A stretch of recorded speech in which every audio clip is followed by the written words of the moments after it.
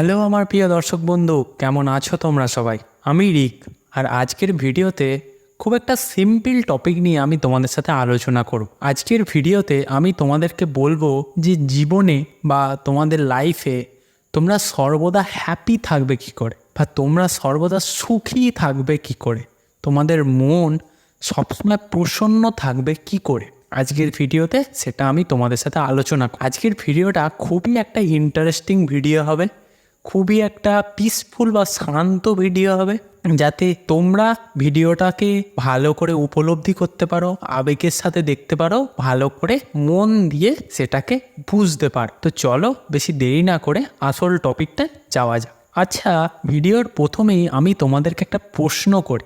সেই প্রশ্নটা হলো যে আমরা জীবনে কষ্ট পাই কখন বা দুঃখ পাই কখন, আমাদের মন কখন ন্যাচারালি কষ্টে থাকে বা কখন আঘাতপ্রাপ্ত হয়। এর খুব সিম্পল উত্তর যদি আমি দিই তাহলে হবে সেটা আমরা যখন কারোর থেকে এক্সপেক্ট করি বা কোনো কিছু এক্সপেকটেশান রাখি, বিশেষ করে কোনো মানুষের প্রতি, কোনো প্রাণীর প্রতি, ঠিক আছে, বিশেষ করে মানুষের প্রতিটাই বেশি আর কি। আমরা যখন সামনের মানুষটার কাছে কোনো এক্সপেকটেশান রাখি যে আমি ওর জন্য এটা করলাম, ও আমার জন্য এটা করবে, আমরা যখন এক্সপেকটেশান রাখি তখন কি হয়, আমরা আবার ভাবি যে আমি ওর জন্য এটা করলাম মানে ও আমার জন্য আরও বেশি কিছু করবে। কিন্তু ও যদি সেই এক্সপেকটেশনের মূল্যটা না বুঝতে পারে, বা ও তুমি যে তাকে সাহায্য করলে যখন তার বিপদে, বা তাকে এমনি সময়তেই যখন কোনো ভালো পরামর্শ দিলে, সে যখন সেইটার মর্মটা বুঝতে পারলো না, সে তোমার পরামর্শটা নিল বা তোমার মর্মটা বুঝতে পারলো না, তোমার বিপদে সে যখন পাশে নেই বা তুমি যে এক্সপেকটেশনটা রেখেছো সেটা যখন সে পূরণ করবে না, তখনই তুমি কষ্ট পাবে, তখনই তুমি দুঃখ পাবে, তখনই তুমি ভেঙে যাবে। তুমি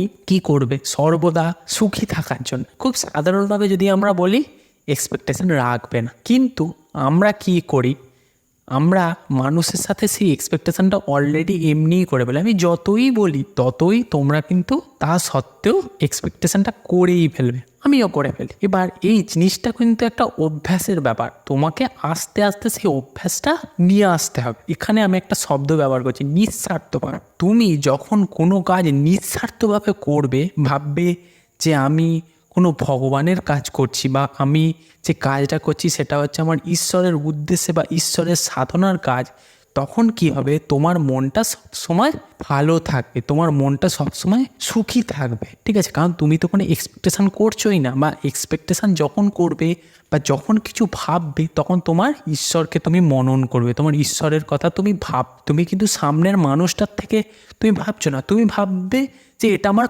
কর্তব্য করা তার প্রতি। আমি যদি তার বন্ধু হয়ে থাকি, আমার উচিত আমার বন্ধুকে বিপদে সাহায্য করা।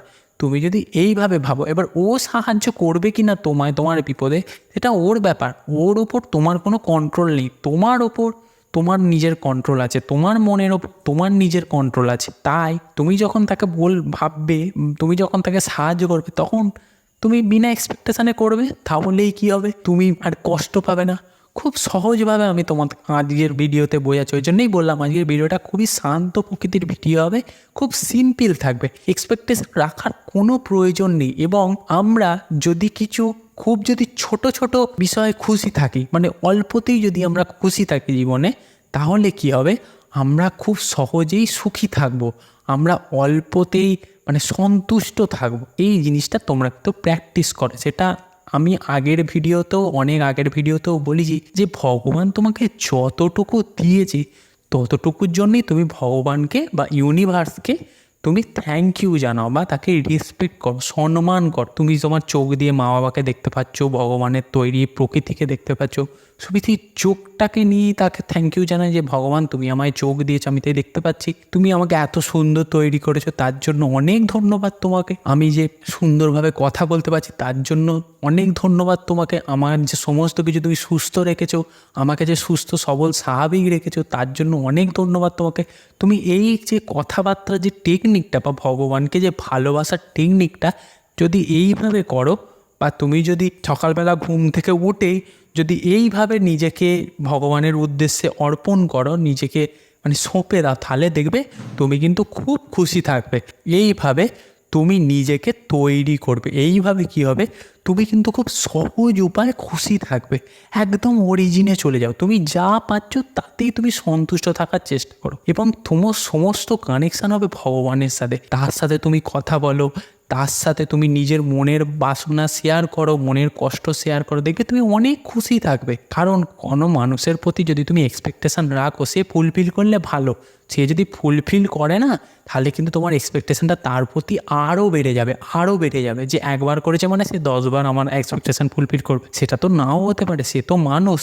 কিন্তু ভগবানের কাছে যদি তুমি সমস্ত কিছু অর্পণ করে দাও, ভগবানকে যদি তুমি ভালোভাবে এইভাবে তার প্রতি বিশ্বাস রাখো, তার প্রতি ভরসা রাখো, তাহলে দেখবে তুমি জীবনে অনেক খুশি থাকবে, অনেক বেশি প্রসন্ন থাকবে, তোমার মন তার দিকে থাকবে। ঠিক আছে, যার জন্য তুমি পৃথিবীতে এসছো, যে তোমাকে কত কৃপা করেছে, কত দয়া করেছে বলে তোমাকে পৃথিবীতে সে পাঠিয়েছে, সুস্থ সবল স্বাভাবিকভাবে সমস্ত কিছু তোমার চারপাশে আছে, যতটুকুই আছে তোমার কাছে, সেটুকুর জন্যই যদি তাকে থ্যাংক ইউ জানাও বা ভগবানকে রেসপেক্ট করো বা আমাকে প্রণাম করো বা আমাকে সম্মান করো, তাহলে দেখবে তোমার জীবনে খুশির পরিমাণটা অনেক অনেক অনেক গুণ বেড়ে যাবে। তো এইভাবে তুমি নেক্সট দিন থেকে বা কালকে সকাল থেকে চলার চেষ্টা কর, তাহলে তোমার দিনের প্রতিদিন দৈনিক কাজকর্ম দেবে খুব সহজ হবে। তুমি একটা পজিটিভিটির মধ্যে থাকবে, তুমি কারোর প্রতি এক্সপেক্ট করবে না, কারোর প্রতি ডিপেন্ডেন্ট হবে না।